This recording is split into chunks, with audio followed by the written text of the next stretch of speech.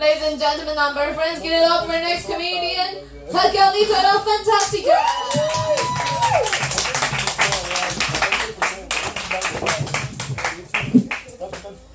Good evening, ladies and gentlemen, they and them.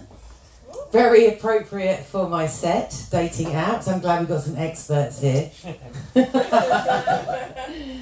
Oh, I know what you're thinking when you hear my accent, especially you two after the last election.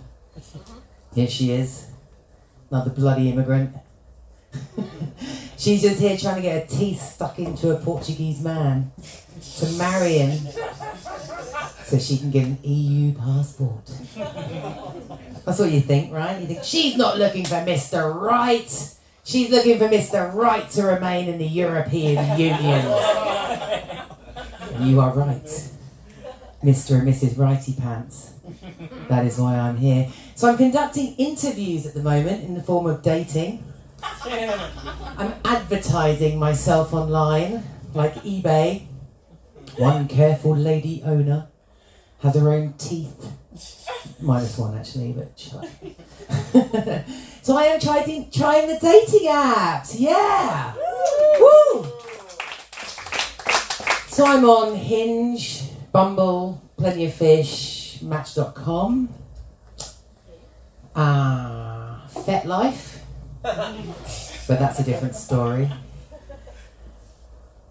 Christian Mingles, Muslim Singles, Soy at thesynagogue.com, and Grindr. And I can tell you it is the same shit, different toilet. It really is. But I've had a bit of luck. You know, I've had a bit of luck. I haven't had very good luck. You know, there was that guy who dumped me because I joined Instagram and I followed his ex-wife home. There was that guy who was Jewish. Well, he was half Jewish. He had a two skin. Thanks to the person who got that. 4 skin, 2 skin, whatever. Anyway, he dumped me because he went to Bangkok. Yeah, the verb.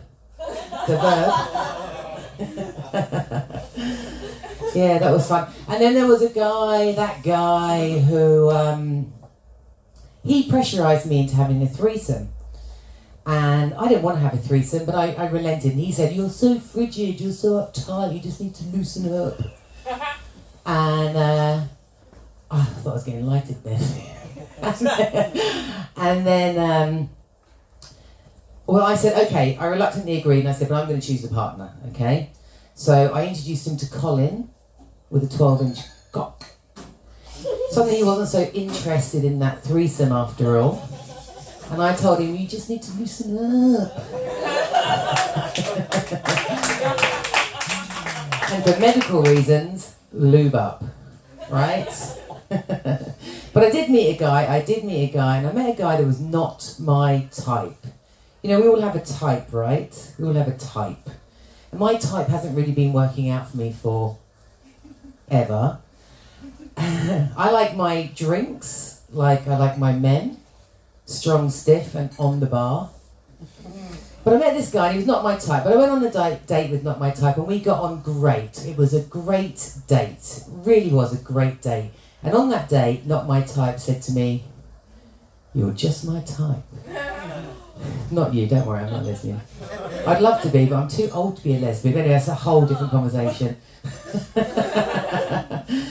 So, on the second date, not my type said to me, "You're just my type." And I thought, okay.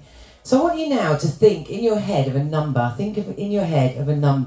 that you deem is the most appropriate number of dates you should go on before you have sex with someone. So just think in your head of that number you think is a, you know, kind of a decent number of dates you should go on before you fuck someone, right? Got the number in your head? Okay, good. Well, that's exactly the amount of dates I went on with not my type before we had sex, okay? Judgmental bastards. And during the sex, Not My Type said to me, "Oh, you're just my type, you're just my type, oh, just my type." And after the sex, I said to Not My Type, "Well, if I'm just your type, what's your type?" And he said, "I'm a chubby chaser." A chubby chaser, a chaser of the chub. So he took my one insecurity of being a little bit fat, bit fattish, and he turned that into his fetish. I was his fattish fetish. So I said to Not My Type, "You know what, you're just my type." And he said, "Oh, really? What's my type?" I'm finishing now, by the way, just action over there. I'll leave you with this. He said, "Really, what's your type?" And I said to him, no word of a lie, "I am a bald, fat, middle-aged, European Union passport-holding, dad bod chaser." And that's my time. Thank you, guys. Galita, one more time.